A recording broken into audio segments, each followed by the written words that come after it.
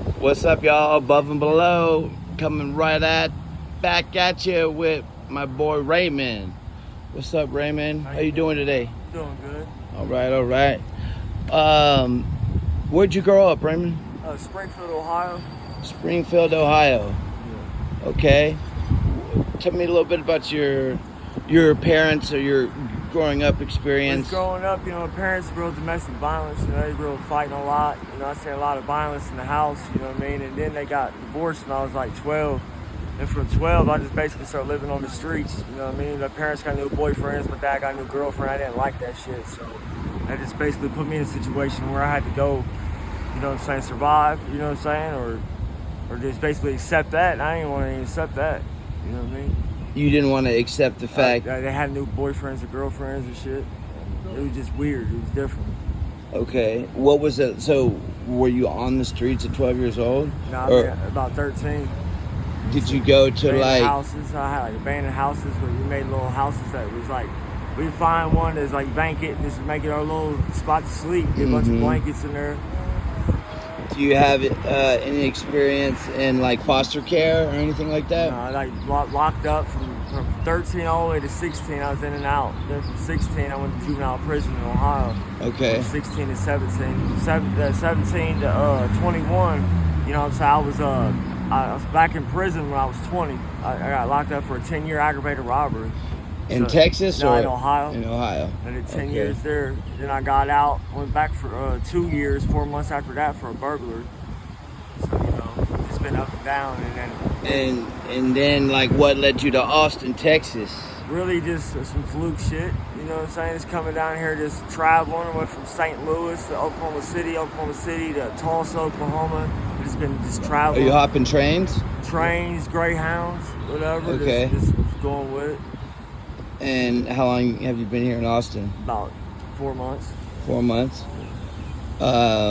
What would you say the 4 months you spent here in Austin compared to anywhere else? How do you like it here? I mean, the drugs, it's easier to get here. You know what I'm saying? It's like, you don't really got to know nobody. You can just pull up on people, that have it. Right. A lot of places I'm from, like, you have to know somebody to really get something good. Like, yeah. You might be able to get some little shit, you know what I mean? All right, but it ain't going to be good like you know somebody there. Yeah. But here, you can pull up somebody and they have some gas, and it's right on hand. I mean, fortunately, you just have to be in the right hood, you know what I'm saying? Exactly. And know the right people. And yeah, I was hanging out in this neighborhood back in like 2007, and it's changed so much since then. But yeah, it's still the spot, it's still a good spot.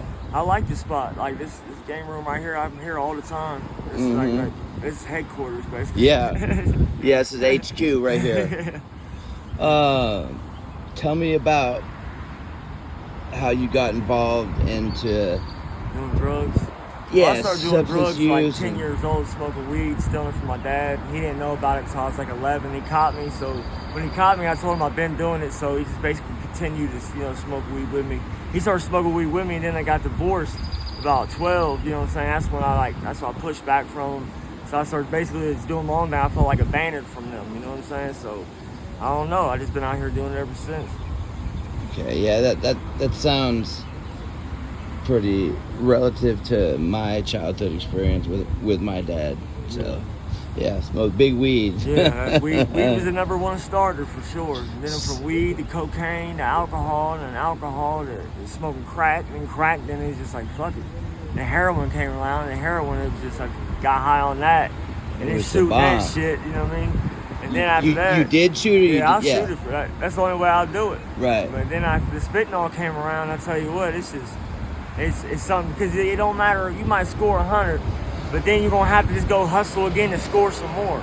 You know what I'm saying? Ain't never enough. You know what I'm saying? It don't, unless you really got a good job and you really can play that role. You know what I'm saying? But still, like, everything you make is gonna go into your addiction. Exactly. Like, you never have enough money. No. You know what I'm saying? You never get ahead. No. You know what I'm saying? Unless you hit a big score. You know what I mean? But if you have a killer dope habit, in my opinion, if you're making $200,000 a year plus, it ain't gonna be enough. It ain't gonna be enough. You're just gonna be average still, even though you might not be living like good. You have a good job, but you can't manage it. Mm-hmm. It's crazy. So what is your drug of choice? Fentanyl. Fentanyl. So what led up to so you started doing crack and then you started doing heroin. Yeah. What state did you start doing heroin in? 18. What state? That was West Virginia. First time I ever did heroin was in West Virginia. And I'm guessing it was like powder heroin up there? It was tar. Tar? Tar heroin. Okay, nice. It was some good stuff.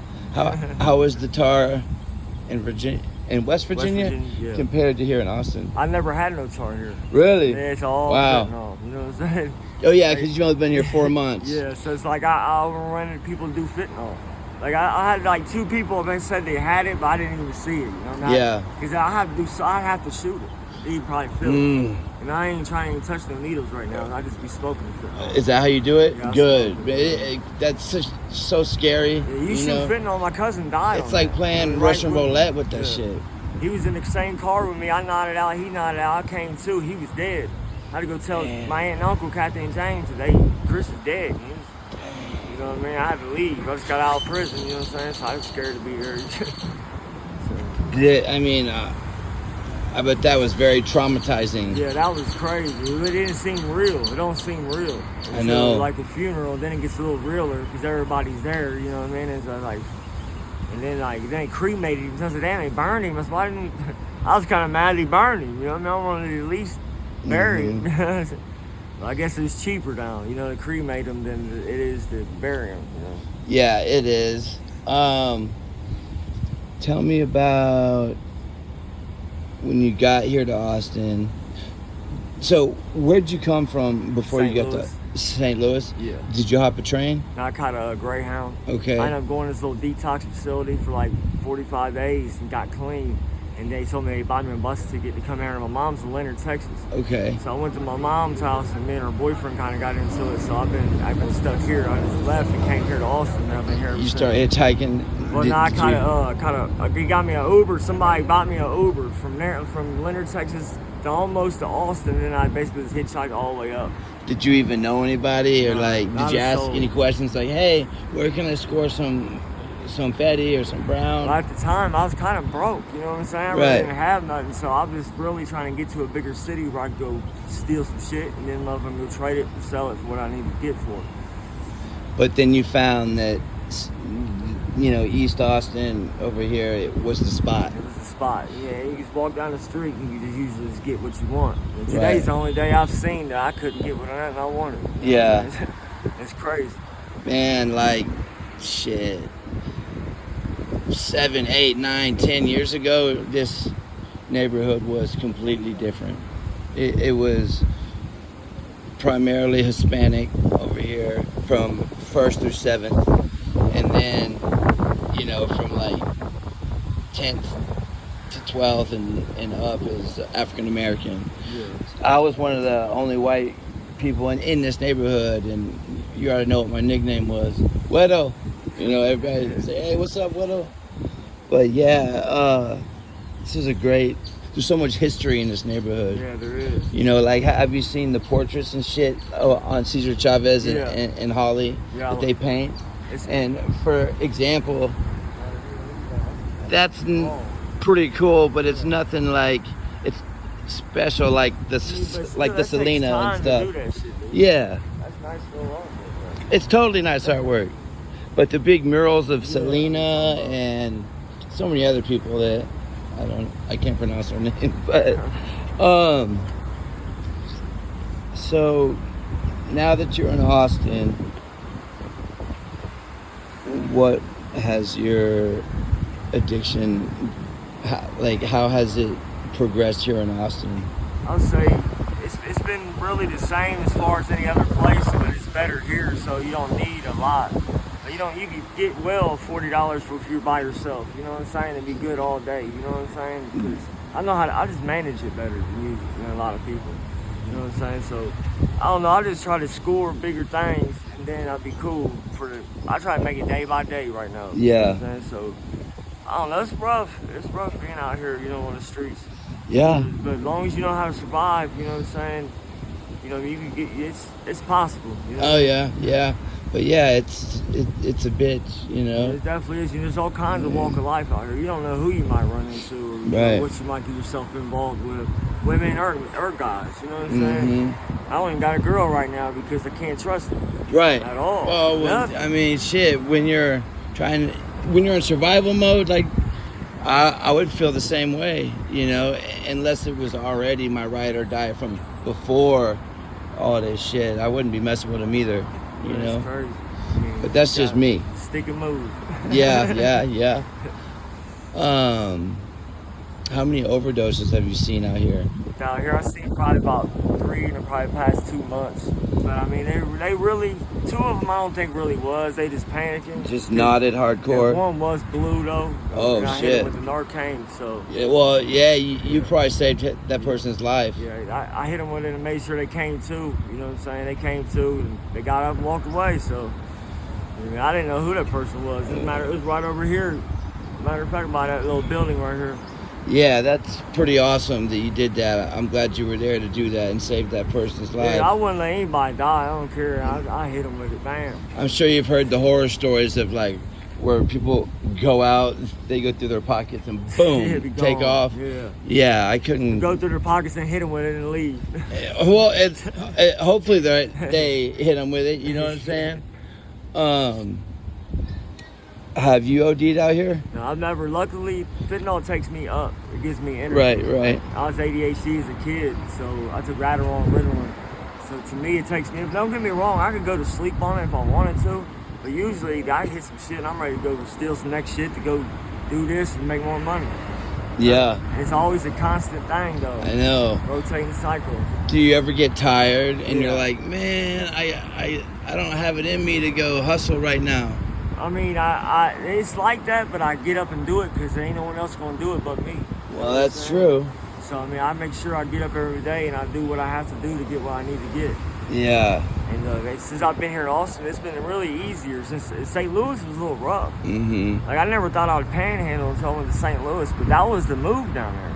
You fucking stand on the sign and fucking make about $60 real quick. I used to panhandle on Guadalupe Street over here, by which runs down the University of Texas campus. You know, I hit one side. You know, I just need 75. Sir, ma'am, this is really embarrassing. I just need 75 cents for the bus. I have an appointment off Onion Creek, and I left my car. I locked my car keys in my car at the gym because at the time, you know, I've always had sort of a build to me because of all the weightlifting I've always done. Yeah, so like, be there constantly. And then they give, you know, so you ask for 75 cents. Most of the time, they're like, here's $1. You know what I mean? Yeah. Sometimes they hand you 20. Yeah. That's happened. I don't have that much experience panhandling.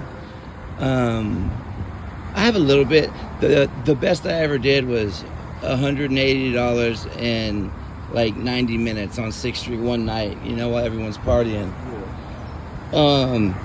Is that your main hustle or what? Yeah, that's my main hustle for real. I go out there, I do it every day. For anywhere from meat to food to whatever, you know, whatever it is. I got someone to buy it. I got a couple people that I'm locked in with a lot of people, so I mean, it's nothing to take the food to them and get That's what's money. up. Especially steaks, people. I know some spots. After this, I'll tell you some good spots. Do you have a plan or like a desire, like to maybe stop using or? Maybe eventually, but right now I don't see it. I don't see it right now. I don't think I've hit rock bottom yet. And I've been doing all the years in prison. It's like I'm starting playing catch up. Right. And it's like, I don't know. Right now I say no. And that's cool that you can admit that, you know what I'm saying? That you're very aware of where you're at in your life, because right now might not be the best time for you to stop doing that right now. Yeah, I'm just trying to make it, trying to figure it out. Like, I'm trying to say, I'm like opportunist for real, you know what I'm saying? So I just play how I see it, and if I see something like when I work, I might do it, but usually I just stick and move, or I just keep on pushing by myself. If you were to decide to make that change or move towards that, What would your first step be, you think? Probably go to detox. Detox? Detox, and then probably go to like a 90-day treatment facility after that. That's what I did.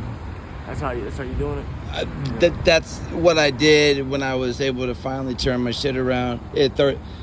I'm 39 right now. I was 34 then, and I went to like a 4-month program and all that. But you got any words of wisdom to say to the younger generation? Everybody that does fentanyl, or just you try to be safe and do you know what I mean? If you get it however you get it, but just be safe in doing what you do, man. There's no one to stick and move, and just keep it real, man. If you're doing that fake shit, it's gonna get you hurt. Hell yeah, it was a pleasure. And yeah, maybe in 2-3 months we'll do a follow-up interview if you're down. That'd be cool. Hell yeah, Above and Below out in the 78702.